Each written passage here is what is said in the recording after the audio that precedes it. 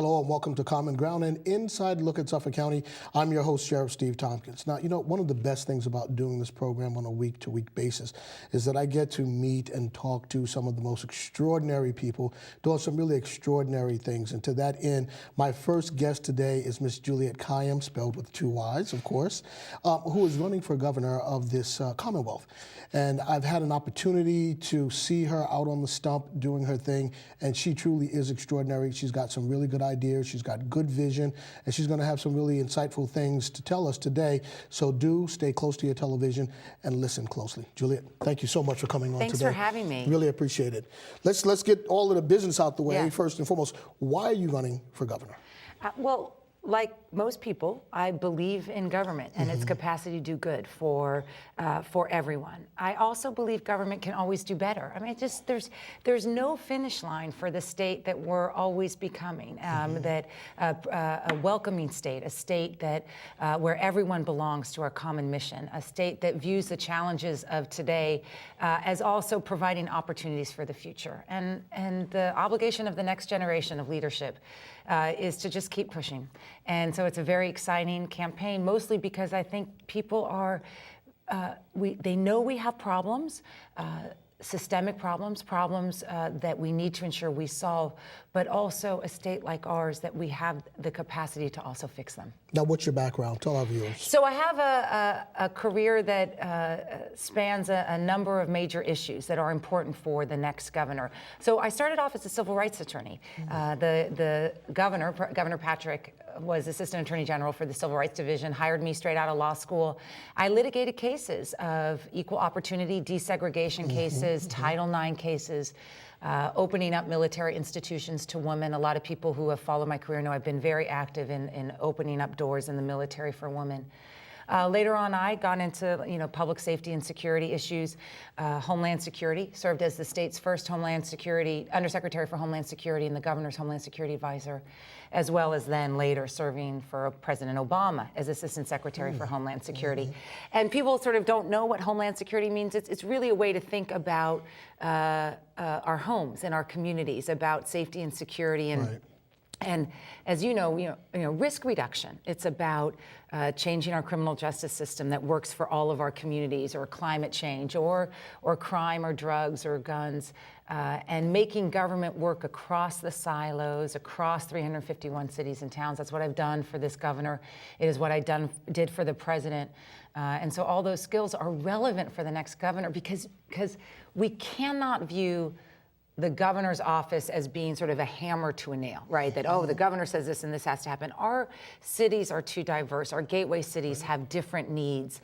The challenges we face, think about climate change, are not ones that are going to be solved by any particular agency.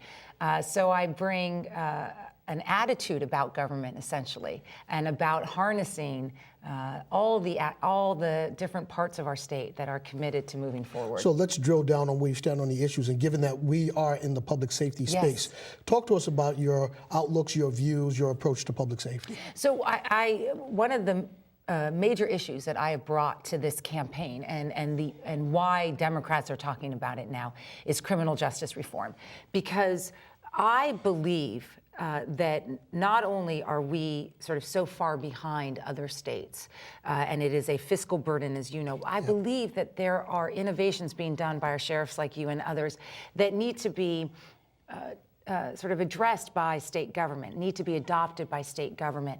And so we can, as a state, put fewer people into jail, make the experience of corrections about corrections, workforce development, like what you're doing, workforce development, education, and then reduce recidivism. And if we can do all of that and learn from you and other states, we will have solved a major economic, a major moral challenge for our state. And look, I mean, I don't have to tell you this. We've generations of essentially minority men have lost the opportunity to be engaged with our society, whether it is because they're in jail or because they can't vote or because we've neglected their capacity for crimes that are often could be addressed through other means. So this is what gets under my skin. You look at it this way. 85% of the folks that are in my facilities are there because of some involvement with drugs. 42% have presented with some form of mental illness. What we're talking about consistently is the need to have more diversionary programs, more beds for detox, more beds for mental health. How would you get that done as governor? You would take away the prison construction budget You would move the prison construction budget, which is anticipated to be $1 billion by 2020, and begin to move it towards resources that get fewer men and women into jail. So whether it's diversionary courts, drug treatment courts, veterans courts. When I was the Homeland Security Advisor, I oversaw the National Guard. The obligation we have for our veterans is something that no governor can ignore. And one of them is too many of them are entering the criminal justice system for the same kind of mental PTSD and other issues related to the war. So, and you divert them from the criminal justice system so that our prisons are actually able to deal with crime and men and women who commit real crimes and should be punished. We're so used to thinking, oh, the system doesn't work, right? And therefore we have to be harsher. No, the system doesn't work because we're too harsh, because we're solving all of society's wrongs by throwing everyone into jail. If we could fix that, then we could reserve prison for either punishment or corrections. It's baffling to me that this nation, the most powerful, the most affluent, some say, incarcerates more of its citizens. China. Than the top 2 or 3. It's just, it's unconscionable that we do that. And when you talk about black and brown boys and men, it's just so at $46,000 annually to incarcerate one person, we have on any given day 1,800. You're not only, it's not only just offensive to society because we're spending that much money to incarcerate, but when you take mom or dad out of the family unit, there's no wonder that kids of the incarcerated are more likely to offend, because you really do, I believe, you do need mom and dad there. I mean, there's really that balance there. And, on Sunday afternoon, kids should be in the park playing with mom and dad, not coming to a correction facility to see mom or dad in a jumpsuit living in a 6x9 box. We've destabilized entire communities because of this, under some belief that it's better for them, right? Because, we're taking criminals off the street. It's a ridiculous way to view it. We know it's not working, and yet we keep doing the same thing because an entire system is sort of focused on this law and order notion. And it's people like you who are in the system who are saying, this is no way to have successful corrections, but let alone, this is no way Massachusetts should be, and we can look to other states and learn. But watch this. Interestingly enough, it's some of the red states that are leading the way on that, principally because of the cost. It is. Not necessarily because they don't want to incarcerate, but it costs too much to incarcerate, and so they're saying, let's not. Let's not do that because it just costs too much. It just costs too much. And so that's great. This is a bipartisan issue. And one of the other reasons why red states can do it is because conservative Republican governors are never accused of being soft on crime. And this is why this has been a huge issue for me. I have spent a lot of my career in counterterrorism. I know bad. I know bad. The fact that I am a Democrat out there saying, you cannot call me soft on crime. You cannot call me weak. That we need Democrats, forceful, out there who can speak forcefully about what it means, the decisions that our party have also made, even by our silence. And this is where I differ from other candidates on my side of the aisle. It's just you cannot look at the system and say, let's keep it. And it has to be fixed for the economic reasons, but also because of the generations of men. The human cost. And then the voting issue, too. Exactly. And I want to go to, because I want to talk to you about the voting, I want to talk to you about civics and the need for civics in school, because without civics, I grew up in New York City, they called it social studies, but without that, you don't really have a good, clear understanding of community, how government works with community, and the power of the vote. But talk to me about schools. Where do you stand on education? Well, my commitment to education stems from the fact I have 3 kids, and all of them entered public school in pre-K. I'm a strong proponent of universal pre-K, not simply for the needs of the individual child, but also if you actually think about economic growth for the state, this is where we are going to sort of bridge the divide that we all complain about today. as well as make gateway cities throughout the state very appealing to the middle class. This is what the gateway cities need. They need middle class to move back into the gateway cities. And then I'm also very focused on workforce development on the other end. We tend to focus on 0 through 5. As a governor, I look at the gap between the jobs that we need and the jobs that will come here and stay here and our workforce needs. And there is a gap, and we can close it with bigger focus on vocational technical training, on community colleges, on what's called the dual enrollment that you see in Brockton, where high school students can enroll in community colleges. It keeps them invested, and because if we don't get our students invested in the economy that they will own in the future, they will be unemployed, and then all the systemic problems that you and I were just talking about, or the companies will leave. Yeah, you know, and I'm a big fan of vocational education.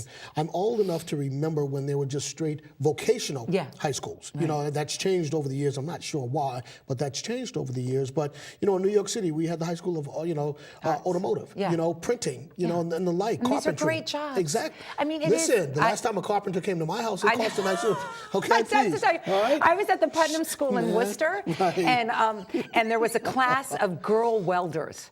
They were like 6-year-old girl welders. Really? They were so cool, and I my team could not get me out of the room. I'm like, oh, what? But I mean, these are jobs that are paying $40,000 or $50,000 for an 18, and 19 to 20-year-old. Union jobs, jobs that increase our workforce. I was offered training in underwater scuba welding for port stuff. So you know, maybe if don't trust me, I'm not. I'm not that brave.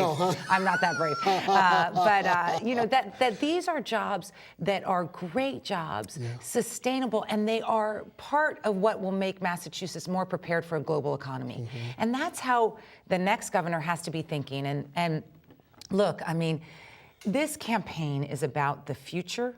It is not about the past. And we really do have to view, whether it's income inequality or jobs or infrastructure, the challenges we have today, we have to view them as opportunities for the future. And that's what I do. I mean, our infrastructure and infrastructure investments we need today are to grab that global economy, whether it's at our ports or it's manufacturing out west. So that's how I think about sort of leadership as well as the state. One last question on education. When you come down on charter schools? I'm for lifting the cap if that's what the particular mayors want. As we know, that's a debate within certain communities. So long as charter schools are sharing what they have learned with public schools, that was the reason for them. As so long as they don't have a capacity to just sort of divert any student that's difficult out, including those with disabilities, and that they live up to their obligation, which is we're giving you public funds because the innovation and experiences that you can provide other students are those that might be utilized by the public school system. That is what started the charter school movement, and we sort of are lost in this debate with forks and knives at each other, when really the debate should be about our children. My kids in public school, it is about the teachers and what they're learning and their capacity to pivot, to be able to teach a variety of children with diverse backgrounds, and it is about our kids and them being capable of grasping and owning the Massachusetts of the future. That's how we should think about education. Talk to me about business. I'm curious as to where you stand on one.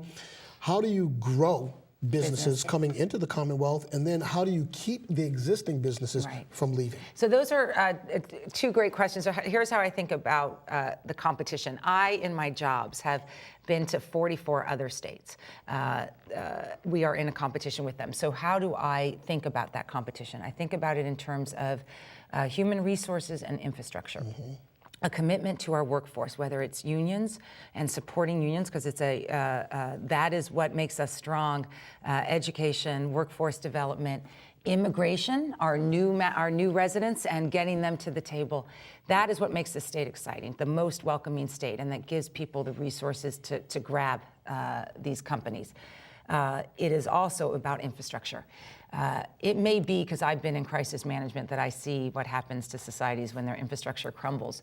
But our commitment to infrastructure is about being business friendly. It is about luring businesses here that can compete in the global economy, whether it's our maritime community, our manufacturing communities. So in terms of the competition, which I'm obviously excited about because I know we can win it, right, and growing, that is how I think about companies, getting companies here. I obviously worry because I do hear about it, about whether state government makes it too hard for companies to come here. So streamlining those issues. We've seen it done in Devons and other areas in the state where you can actually streamline the certification processes. Got to make government work for grabbing those companies, and I'm committed to that. In terms of the industries that are here, it is about supporting them. Most of them are, or a lot of them are minority and woman-owned, small businesses. It is about making sure that they don't get drowned out by healthcare costs. It means that they have people who can work those jobs, so it's workforce development. And it is a commitment to, it's not rocket science, it's a commitment to whether there's affordable housing, whether there's strong transportation, and whether there's schools that can educate their children, right? These small employers, and that is something that we have to view as necessary for the future. Okay, but now let's look at like the Liberty Mutuals and the Fidelities and the big companies here. Where do you come down on tax breaks and the like to keep those companies and those jobs here? So I actually, it's not necessarily those companies. One of the one of the proposals that I have, because I think it's important, and I'm unique in this regard, is a green bank. And why do I propose this? Which is that as a state, we say to each other and to the outside world, look, renewable energy is the wave of the future. It's good for the earth, and we in Massachusetts are really, really good at it. We've got universities, we've got people who install solar panels, we've got all sorts of, from low income to high income, we can satisfy this industry. We want you here, outside world. So you provide a number of economic incentives. And yes, they would include tax breaks, but they include streamlining the ability to start a business here. They include other incentives in terms of luring these companies here. Why do I want to do this? New York and Connecticut are doing it. And, if I'm governor of Massachusetts, I don't want to look around and think, God, I could have captured an industry that went to my neighbors who aren't as good at it as I should be. So I am committed to that. Any tax break, though, has to be coupled with what's the clawback provisions? That government has to be able to assess whether the obligation of the company is being satisfied, and when it's not, you get that money back. And that was some of the challenges with previous tax breaks. So you mentioned New York and Connecticut. I'm going to mention Connecticut and Rhode Island, and I'm going to tie that to the casinos. Yes. Do you think because those two, our bordering states, have casinos, that the Commonwealth should have casinos? Well, I would like nothing more to generate a lot of revenue for this state, and my focus has been on growth and economics through either changing the criminal justice system or obviously luring companies here.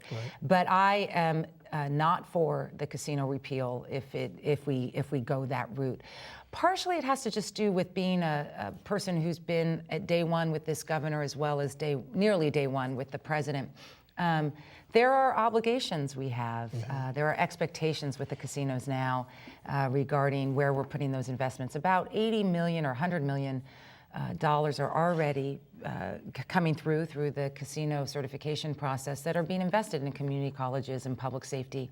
And I just think it's, if every year we're debating an issue that maybe we should just resolve and then get it to work, may be a better tactic. So part of it is just the reality of what day one looks like, even though I would love other revenue sources. So what I'd be committed to as governor is to ensure that the rigorous legislation that we do have is completely enforced. I mean, we are a very tough state, and that should make us proud as regards casinos. We have a very rigorous oversight body. We max out at 3 casinos, and we have community involvement. And as very you're seeing, process. You're seeing with the mayor right now, with the mayor of Boston, that we shouldn't view that as the system's broken. We should actually view it as democracy, right? That is how it's going to move forward. So that's how I think about casinos, but I'm always open to alternative sources of revenue and more revenue so that we can commit to schools and workforce development and infrastructure investments That's all we want. So let me ask you about this, about infrastructure, because a lot of legislative bodies Yes. have been, I don't know, dare I say, remiss to put the money that is necessary into rebuilding the infrastructure, be it roads or bridges, so on and so forth. Right.